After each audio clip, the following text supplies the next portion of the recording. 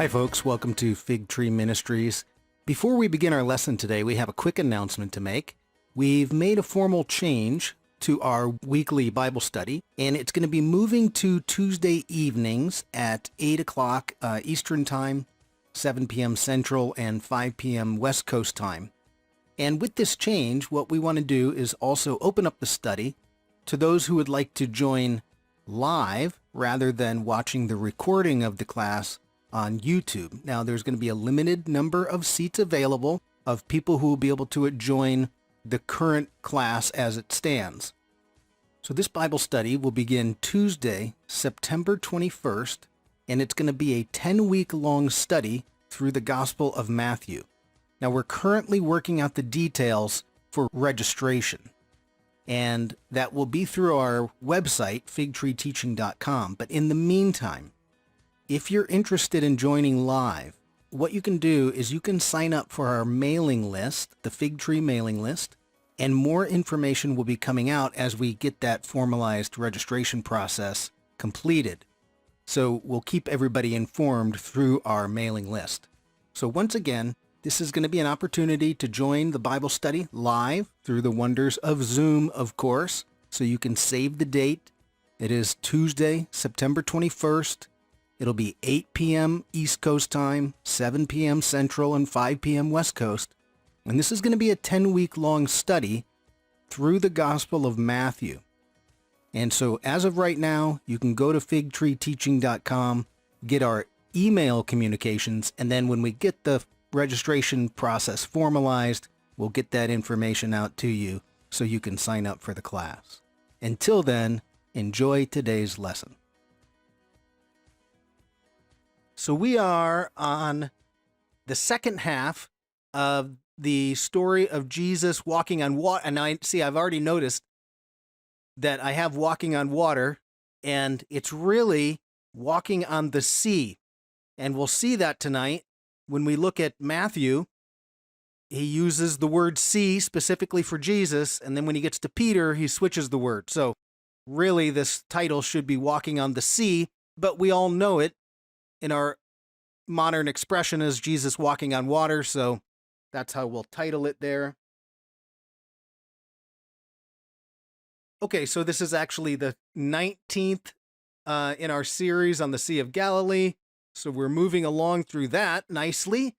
And, of course, this is the Sea of Galilee right at sundown, so I guess what you call that a sunset cruise on the Sea of Galilee in one of the Jesus boats that they have for tourists.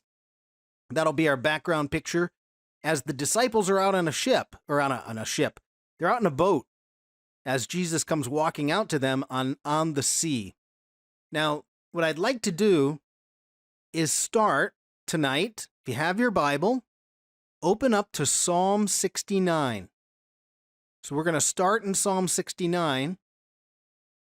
Just read a few verses, because all of the imagery that we looked at last week in part 1 is going to show up as David is talking about something that's the chaos that's erupting around him. So Psalm 69:1, you can find a lot of this imagery in the Psalms and, of course, the prophets and in the book of Job, but this is just one example.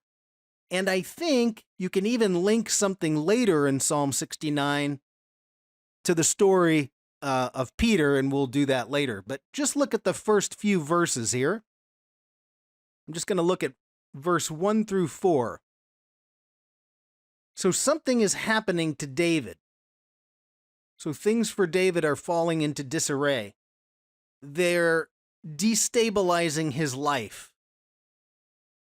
So we know that chaotic events are inherently destabilizing.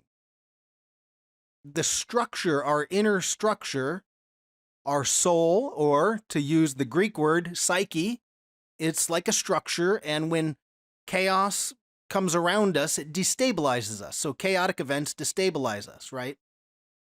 Biblical metaphor, as we've been looking at the past 2 weeks, or the last week and tonight, is water or a flood. So if we look at verse 1, save me, O God, for the waters have come up to my neck. Now, is David literally being swallowed by the waters?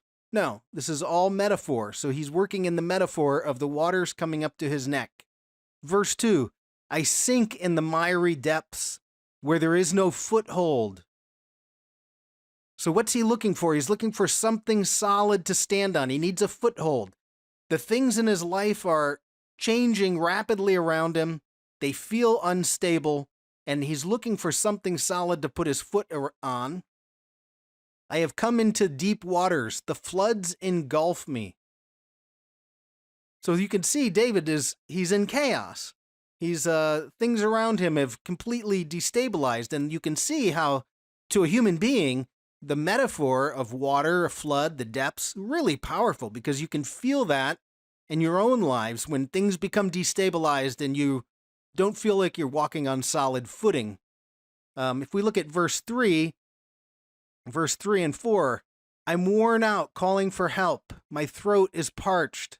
My eyes fail looking for my God. Have you ever been there in that situation where things seem so uncertain, so chaotic that you feel like, where is God in that moment? I keep looking for my God and he's not there. And then this is the part that kind of blew my mind, because we just covered this a couple weeks ago. Look at verse 4. Those who hate me without reason. Now, a couple weeks ago, we were talking about the zealots. And there's an interpretation of the rabbis that say in 70 AD, when Jerusalem was destroyed, the reason God let the temple be destroyed was baseless hatred. They hated each other for no reason. And here in Psalm 69, David is surrounded by people who hate him for no reason. They outnumber the hairs of my head. Many are my enemies without cause. Can you imagine being in a country where people hate each other and no one's done anything to each other, but hatred abounds? And that's exactly what David is he's dealing with, and of course, that's what Jesus deals with too. So it goes on, I'm forced to restore what I did not steal. The point I want to make here, though, is the imagery of water and the flood and the deep, and that God, of course, we use the metaphor that God is a rock, because what's David looking for on his foothold? He's looking to try to put his foot down on something stable, a rock. Rock is eternal. It's been there, for as long as human beings have been here. So rocks seem to be eternal. They're stable. They provide something stable. So God is a rock. So it's a great opening to a psalm. Later, they come back to this, and we'll come back to it later because I think it even applies with Peter. But I just wanted to show you that to give you an example of how the biblical imagery uses the idea of the flood, the waters. Now, the sea, of course, takes on more. That's the enemy of God, but it's just a great example of that biblical imagery and how David is feeling so destabilized by what's happening around him. Okay, so that's just a little introduction. So, by way of review, very quickly, last week, we talked about this idea that comes out of the biblical text. You also find it all around the ancient Near East, and I would argue it's still happening today. It's this cosmic battle. It's the cosmic battle of order versus chaos. It's not tyrannical order. It's God's order that allows human beings to blossom as God intended them. So it's a cosmic battle. There's order versus chaos. And the enemy of God is depicted very often in the Bible as the sea or a sea monster. And it's the thing that disrupts God's order. And of course, the ancient people like to look around their world, and whatever phenomenon they feel, they want to find something concrete. So when you see a storm, that's this disruption of God's order. So if we think about the sea as the enemy of God, you might think of a picture like this that is obviously chaotic. You don't want to be out in that, but it's that picture of the storm that continually slams up against God's created order and tries to disrupt it. To the ancient mind, and I suppose even our minds today, we often come up with a picture like this.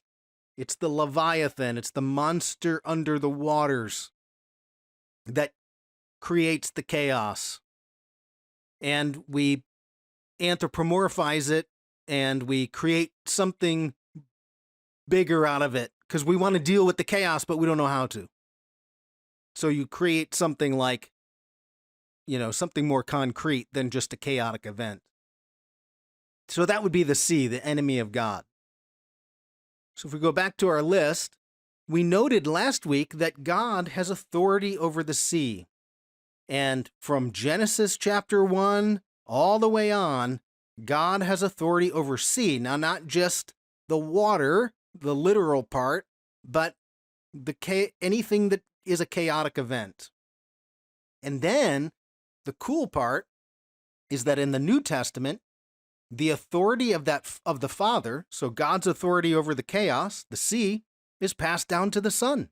That's how we know when Jesus gets into the boat and the disciples say, surely this is God's Son, it's because the authority of the Father is passed down to the Son, and when Jesus walks on water, now you know he's truly the Son of God. So it's a picture of that authority, and that happens throughout our gospel writers are always telling us stories about Jesus' authority that's just like his Father. Okay, so that was all last week. A couple more things, because we ended on something from the Old Testament. Let me back up a minute.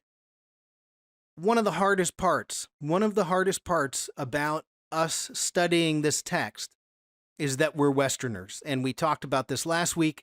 The idea that the moment you look at Jesus walking on water, you try to make it into some kind of physics equation. How is that working? And this is what everybody struggles with, at least in the Western mindset, because we're trying to solve the problem. And if I can't solve the problem of how he walked on water, then I throw the whole book away, is how many people feel about it. This is our Western mindset. It makes it very difficult to read the story, and we don't study it from the Eastern mindset, which is all symbolisms. Everything in their storytelling, everything in the pictures that they make is layered meaning. All the symbols carry multiple meanings. They interact with each other, and they tell a story in a way that's deeper than if you just do it on the surface. So, for instance, we live in a very low context environment. The United States, by the way, the lowest context when it comes to communication, the United States is the lowest context communicating nation in the world because we're a melting pot. We don't share common expressions with all of the people around the world, so everybody has to speak and communicate on the surface level. Particularly when you go to the East. When you go to the East, it's high context. All of the meaning is layered into how the communication is going. There's a lot of symbolic meaning. It's layered underneath, and it's intentionally done that. The speaker knows he's doing it. The audience expects that type of communication. And so what happens when you get an Eastern document, you have to go underneath and look, because that's where the communication lies. And often what you're dealing with is this big metaphor, and that's what we're going to talk about today. I'm going to ask you to, as much as possible, and I know it's harder for some than others, to check our Western mindset at the door, check that at the door, and as much as possible, let's allow the symbols to speak. Allow the metaphor itself to emerge in a way that is very powerful when it does emerge. When we begin to see it, it's like our eyes open up and we can see something that we didn't see before. Biblical metaphors are created for human beings. That's how God communicates to us. When we see them, they speak volumes. And they're often just more impactful. And I think many people who've gone back and began to study the text, looking at the symbolic nature, the metaphors, they will recognize that immediately. So that's what we're going to do today. All right, so now last week, this is what I was going to do earlier. we mentioned last week this question, who walks on the sea? And this time I did change my slide here. Who walks on the sea in the Old Testament? Well, it's God himself. In Job, don't turn there because we're just going to do it real quick. I put it on your handout. Job chapter 9, verse 8 is where we find he alone, so he, God, stretches out the heavens and treads on the waves of the sea. And the sea, in this case, Hebrew, Yam, which we mentioned last week, was a local god, which is the sea god, the god of chaos that fights the god of order. So we have precedent of God walking on the sea, and then that, of course, is going to pass down to his son. And we didn't have a whole lot of time to go over this, and I never want to get too technical on words unless they can really help you. But for instance, treads on the waves, which waves that's interpretation. That's the way that our Bible writers are saying, what do they mean by this word? Oh, it must mean waves.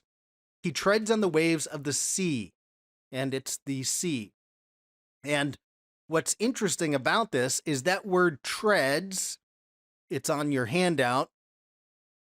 It means it's a little bit like setting your foot in somebody else's territory and trampling. Now, whose territory is God setting his feet in? Well, it's the territory of chaos. It's the one who wants to disrupt God's order. So God since he has authority for that, God tramples on the realm of chaos. That's his job, not ours. And again, anytime we bump into that chaotic mess, we've got to say, okay, God, this is beyond me. I'm going to rely on you to calm this place down because that's what I need. So, interesting word, treads. So it's not simply just walks, but treads. And then the word for waves, bamot, is where we get the word bema, like the bema seat.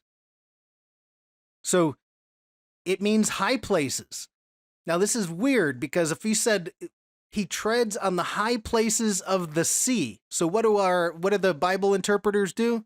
Oh, well, what's a high place of the sea? What are they talking about? Oh, it must be the waves. But then it's got a double meaning because it treads on the high places of Yam, which is also a god.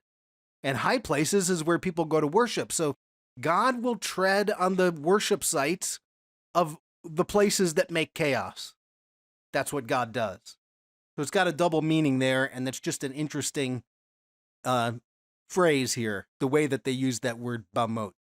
Okay, so now, if this is what God does, then when we see Jesus stroll out on the sea and the waves, what is he doing? Well, he is on top of that realm of chaos. And he has the authority now that's passed down from the Father.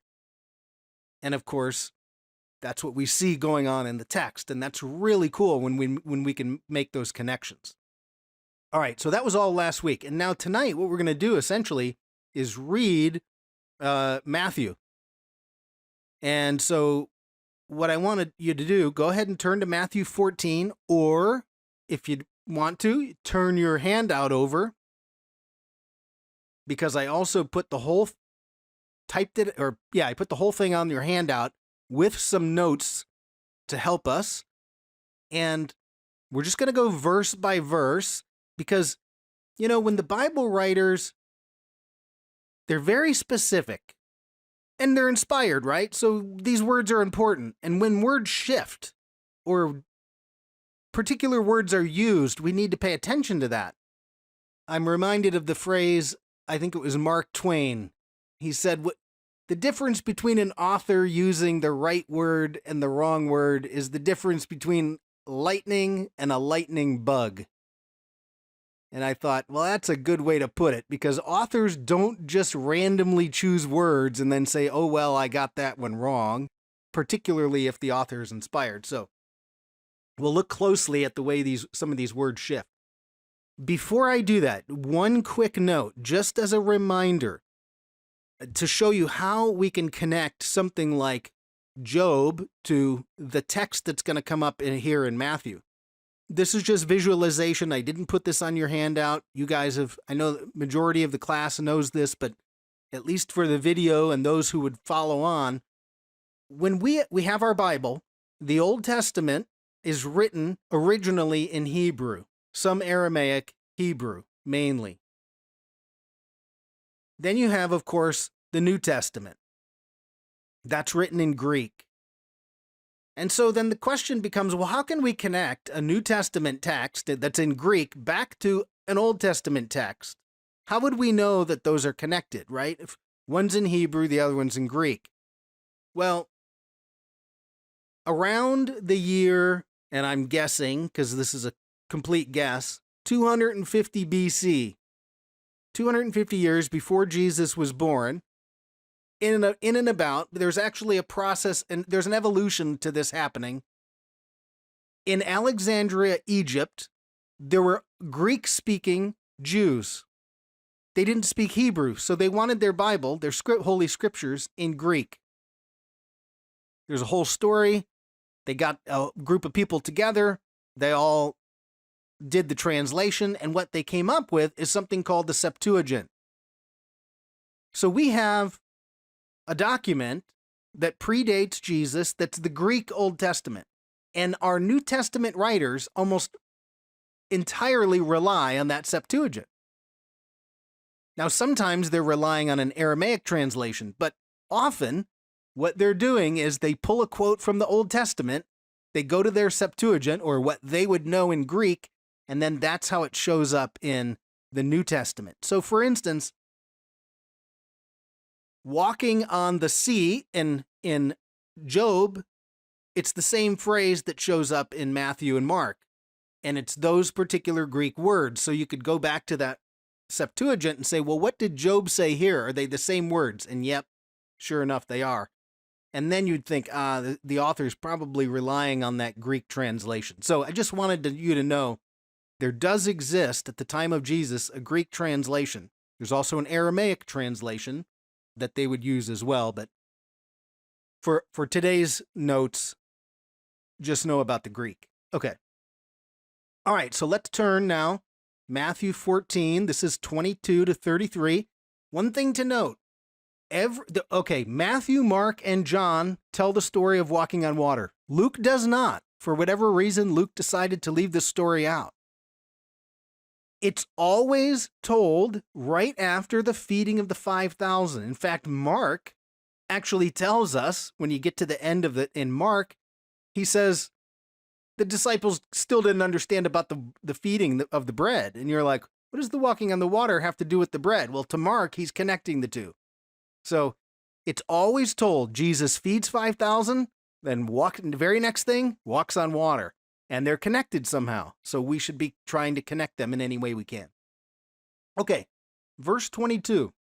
So when it says immediately afterwards, well, immediately after what? Well, immediately after feeding 5,000, he compelled the disciples to get in the boat and go ahead of him to the other side. Now, a couple notes just by the way, because everybody usually has a different Bible translation. In this particular case, I'm using the NASB, New American Standard.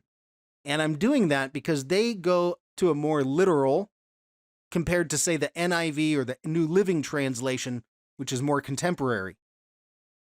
So it has the words I need, where the NIV doesn't.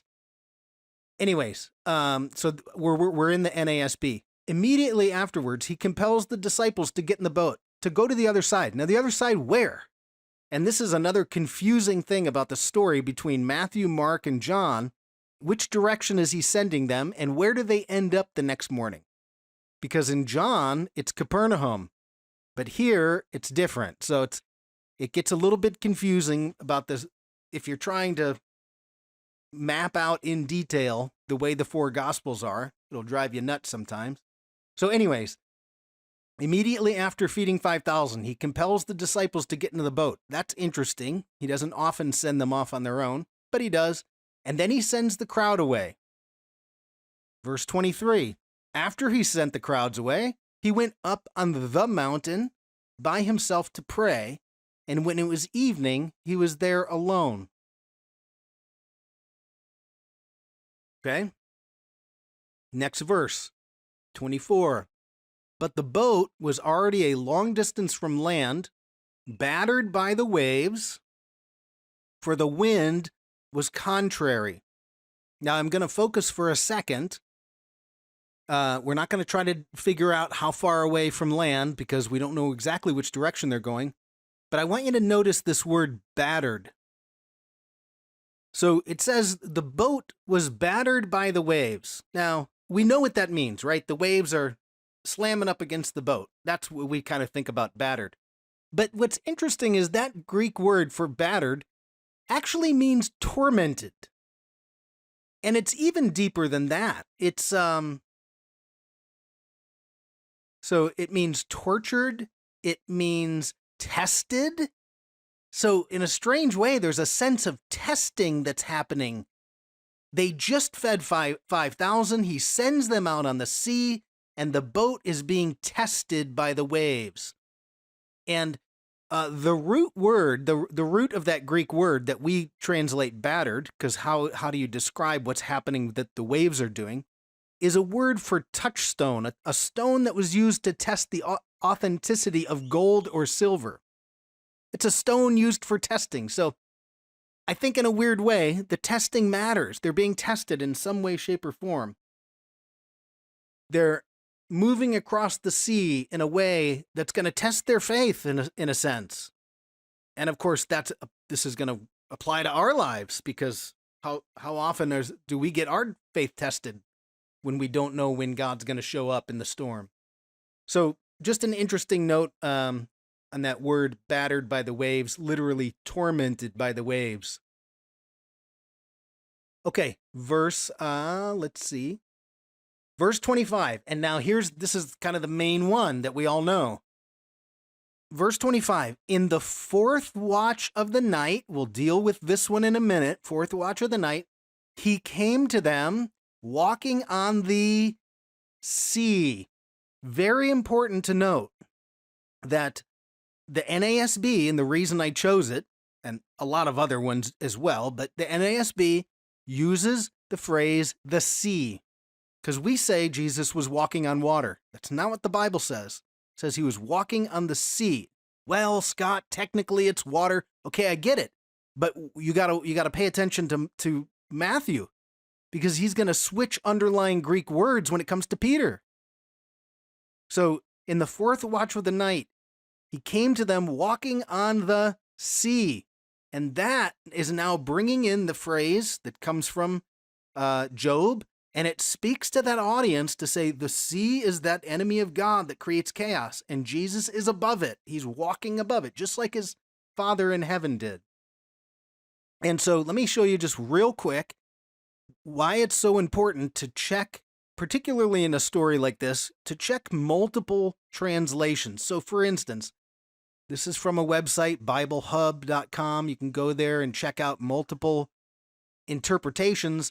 So at the top, the very top one, the New International Version, shortly before dawn, Jesus went out to them walking on the lake. Now, technically, it is a lake, so it's not wrong, but you're missing the sea, and to the untrained person, they just think, okay, he's walking on water, because that's kind of how we heard it. But now that you guys have been trained in the ancient Near East symbolism and biblical symbolism of sea, now you realize why it's important to say he's walking on the sea, because that brings in all of that imagery.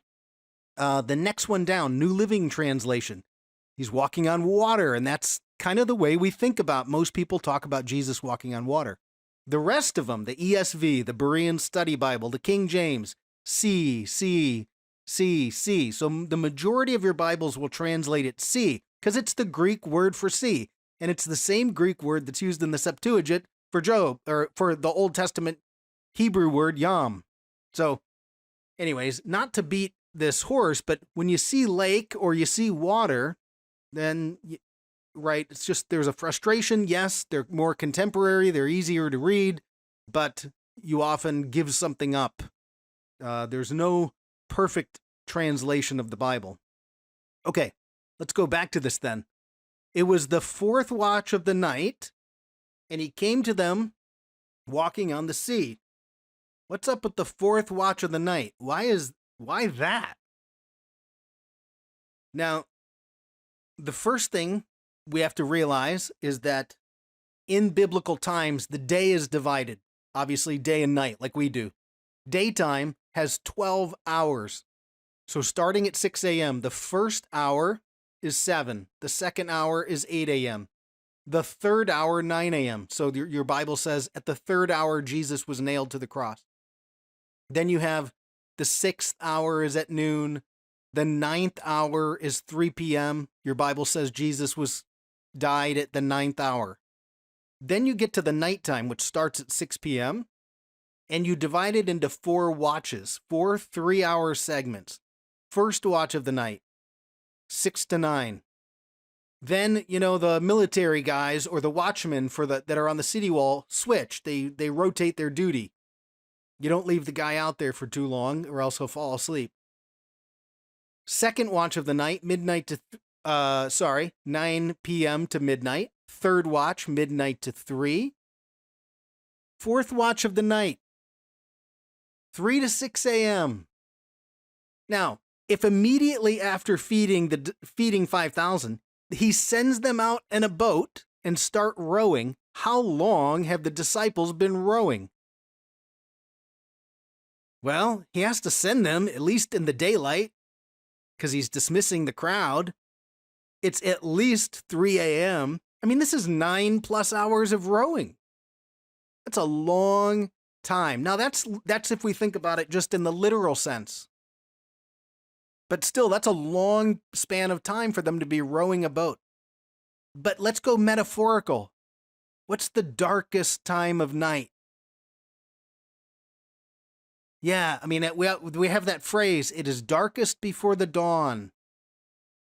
Some people say 4 a.m. is the hour that's the darkest, right? So what is happening here? When does God show up when you're in the storm? He doesn't show up at the first watch of the night and say, no worries, I'll let you off the hook now. He goes, it's always at the moment that you think it's just about to end. You think all is lost, and then God shows up. And so God's timing seems to be the fourth watch of the night. And so does that lend to the story? They're in the darkest part of the night. They've been out there all night. You're tired, and you're just wondering when this is going to be over, and you don't know when God's going to show up. He shows up at exactly the moment he needs to show up. So the fourth watch of the night, it's late into the night. Okay, now let's go to the next verse. Verse 26. When the disciples saw him walking on the sea, so that's twice that Matthew tells you he's walking on the sea, they were terrified and said, it's a ghost. And they cried out in fear. Then, immediately, Jesus spoke to them saying, take courage, it is I. Do not be afraid, right? There's that command from God. When you're in the midst of the chaos, God's going to say, do not fear. I'm with you. Now, if we read it in Mark, it says that Jesus is watching them. So that adds even more to the element of how can we understand this about our own life? In Mark, Jesus sees them straining against the oars. In Matthew, it doesn't tell us that. He just walks out in the middle of the night. But this is going to be a huge metaphor for our own lives and how the world works in the chaos. Okay, let's go to verse 28, because now Peter's going to respond. And it's an important thing to note. Peter responds to him saying, Lord, if it is you, command me to come out on the water. Change of Greek word. It's the Greek word for water. Does Peter have authority over the sea? No, he does not. And neither do you and I. God has the authority over the sea. God treads upon the sea. So when Peter gets out, now, we'll talk about God's power that sustains him on top of the water. I get it. But it's not the sea, and we have to know that Matthew is switching Greek words. He knows the difference between sea and just water. Jesus says, "Come," and Peter got out of the boat and walked on the water. Now he's above the chaos. We get it. That's a great picture. He's standing above the chaos with Jesus, but he doesn't have the full authority that Jesus does over the sea, and it's important to note that. And he came towards Jesus. Because this is really, when we get to this, most of us think about the Jesus part. He's standing on the water. I like to think about the Peter part, because what does that mean for you and I? God doesn't give Peter authority over the sea. He gives him the ability, the power to stand above the chaos of the water, but it's different. In Genesis 1, God creates the sea monster. Some of your Bibles say big fish or giant whale or something like that. He creates the sea monster, literally, sea monster. But when he goes to Adam and Eve and says, here's what you have authority over: the land, the trees, the birds, the animals, and the fish. It changes words. It's fish, not sea monster. God never gave you authority. The two things that he doesn't give Adam and Eve authority over, the chaos and time. And what are we dealing with? When are you going to show up, God? I'm on this lake. I'm rowing. I've been here all night rowing. I'm on the chaos. When are you going to show up? And God doesn't give you authority over time, and he doesn't give you authority over the chaos. He retains that himself. That's good to know. Because when I bump up against that, that's where I need to know my limitation and say, okay, God, I met my limitation. You take over. Okay, let's keep going. Verse 30. But seeing the wind, and this is the greatest part, because what happens? What's going to sink us when when God's power is holding us above the chaos? Right? We're in the metaphor. Don't literally go walk out on a lake. It's not going to hold you up. Think chaos in your own lives. He's seeing the wind. He became frightened. The moment you're afraid, that's it, right? You're going to start sinking into the chaos. And he began to sink. He cried out, saying, "Lord, save me." Now, we all know this inherently. And it's easy to say, but it's real hard to do when the chaos is rising around you, not to be afraid. But fear is the thing that will sink us. Now, I'm just going to do this real quick, and I'm watching the time, and I just want to show you real quick, because Psalm 69 starts out with David in the waters and the depths, right? But there's a little piece in here that fits what's going on with Peter. It's Psalm 69, and it's 13 to 15. I'm just going to read it real quick, but listen to where Peter's at in this. I pray to you, Lord, in the time of your favor and your great love, O God, answer me with your sure salvation. Lord, save me, right? Rescue me from the mire. Do not let me sink. There's Peter. He's sinking into there's so many stories in the New Testament. They have an outline in the Psalms. It's pretty amazing. Rescue me from the mire. Don't let me sink. Now watch what happens here. There's the phrase I'm looking for. Don't let me sink. Deliver me from those who hate me. Oh, by the way, those people are just like the deep waters. They're creating the chaos. And then he goes right back to the waters. Don't let the flood waters engulf me, or the depths swallow me up, or the pit close its mouth over to me. Anyways, just reminds me of Peter. You're sinking, and you cry out for salvation, and God reaches down and grabs your hand. So, also Psalm 69, great psalm for when you're in chaos. Maybe you don't want to read it and remind yourself that you're in chaos, but okay. He saw the wind, he's frightened, he cries out, Lord, save me. Immediately Jesus reached out with his hand, took hold of him and said, you of little faith, why did you doubt? Now here's the tough question. Why did you doubt what? He doesn't doubt Jesus. Jesus is still standing on the water. He doesn't doubt the existence of God or that. What does he doubt? And this is a tough one because we tend to want to interpret it. And let me show you one example of a poor interpretation. And I'm sorry if you have the New Living Translation, but it's the example of a poor. It says, Jesus reached out and grabbed him. You have little faith. Why did you doubt? And they insert the word me. That's not in the text. But we tend to think he's somehow doubting Jesus. No, Jesus is still standing on the water. All the other ones, it's just doubt. Why did you doubt? And then I like this one because I'll show you the definition in a minute. Why did you waver? That's the key right there. What's Peter wavering? We'll get there in a minute, but it's the definition of the word. We think of doubt as maybe, does God exist? Or I doubt Jesus, something about it we doubt. But I think here it's more of it's a hesitation. It's a wavering. Do I take the next step or not? Is the water going to hold me? Does God power going to keep me above the water? Right? Have you ever been faced with chaos and you're afraid to take a step forward because you don't know if God's going to meet you in the step?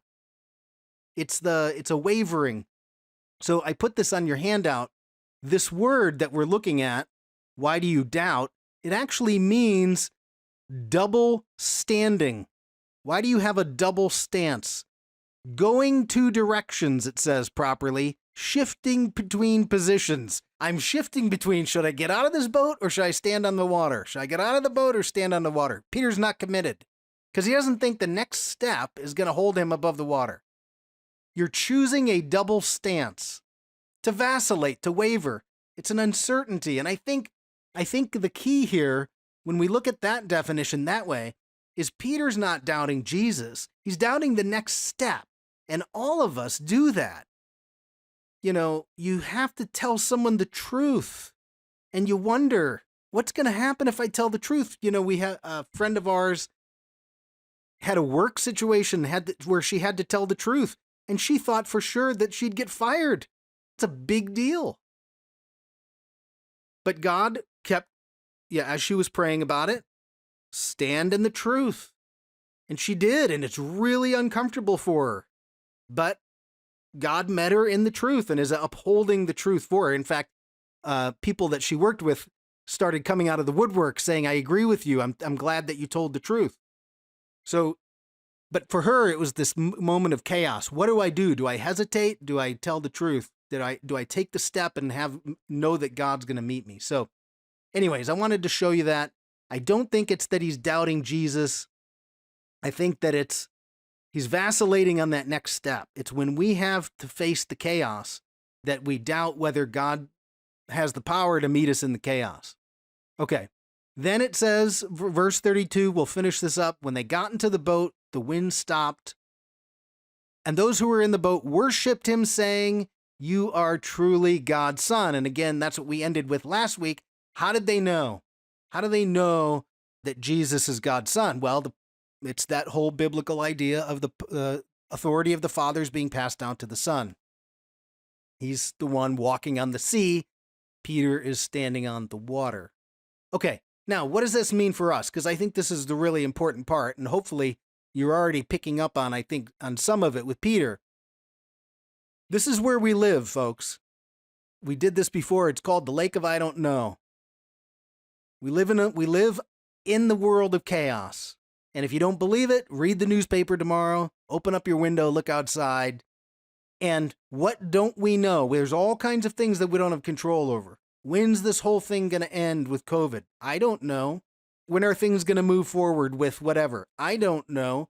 When is someone going to be healed? I don't know. We live on the lake of I don't know because God didn't give us that information. So we live, and sometimes the chaos rises up and we're just sitting on a boat, right? We're on a boat and we're saying, okay, God, I feel like I've been out here for a long time and I need you to come out and give me some rescuing. And then God's going to say to you, you know what I want you to do? In the midst of this chaos, I need you to step out of the boat. And then your question is, what? Wait, what? You want me to do what? Yes, take a step into the chaos. And what so often the biblical metaphor is that when you step into the chaos, like the parting of the Jordan River when they're coming to the promised land, you take the step, God meets you underneath. But when you're looking at the step, it looks like chaos, right? So we're on the lake of I don't know. I don't know when all of this stuff, how it's going to end and when it's going to end and the timing of all of it. But I know God's timing is perfect timing. So we wait, we pray constantly. We release the responsibility to God on the things that he controls, and we take care of the things that we control. And I think Peter shows us that if we allow fear to take over in our lives, that we'll immediately start to descend in the chaos. Now we can cry out to God, but I think that's really a big part of the lesson here is this is where we live. We don't know when God is going to show up. And I think that's part of the fourth watch of the night, that he always shows up at the darkest time, it seems, where you think all is lost. And then suddenly it gets calm and you don't know how it happened. So anyways, I hope I was able to bring that together, because I think that's the important part of when we see Peter walking on the sea, walking on the water. Okay, so just as a way of review, there is a cosmic battle happening every day, and we're participating. Do we bring order? Do we increase the chaos, right? So we want to be on the side of God and order, but we should recognize that God is the one who's ultimately going to be in charge of all of this chaos. The sea is the enemy of God. That's the representative enemy of God, and God has authority over that sea. He has authority over the chaos. Know where your limitations are and when you have to hand that off to God. One thing, let me back up real quick, sorry. One thing we talked about the lake of I don't know a couple years ago. One thing I find really important is if you can recognize that you are actually sitting on the lake of I don't know. Sometimes when we feel overwhelmed, we don't feel that we're in a solid position. And what I like about it is I'll, write out a prayer and I'll say, okay, God, I'm on the lake of I don't know. I'll even draw a little picture of a boat and me sitting in the boat. And what it does is it puts me somewhere. Sure, I'm on the lake of I don't know. I don't know the answer, but at least I'm somewhere. And I feel a little bit better about being somewhere than cast about nowhere. So it gives you a solidness of at least I recognize my position and where I'm at. So you might want to think about that if you're ever doing a prayer about the lake of I don't know. Pretty much every day, I think, I'm on the lake of I don't know. In some way, shape, or form. Okay, God has authority over the sea. The authority of the Father is passed down to the Son. Jesus then, therefore, is the Son of God. And then what happens with us is we don't get that authority over the chaos, but the power of God can sustain us through the chaos. That's the Peter piece. That he's wavering. He doesn't quite understand that God's power is able to keep him above the chaos. And of course, this is much easier said than done as we're all sitting here calmly in our Zoom boxes. When chaos is rising around you, you don't always feel that way. It's much harder to implement than it is to say, but we can get better over time. So, okay. So that's walking on water. Hopefully we hit enough of those points enough to have that come across. What we're going to do next week is we're going to go to this. There's a piece where Jesus is the woes. Woe to the cities, Bethsaida, Capernaum. We want to look at those woes, what Jesus is talking about. So we'll go from walking on water to the woes. So let me go ahead and stop the share.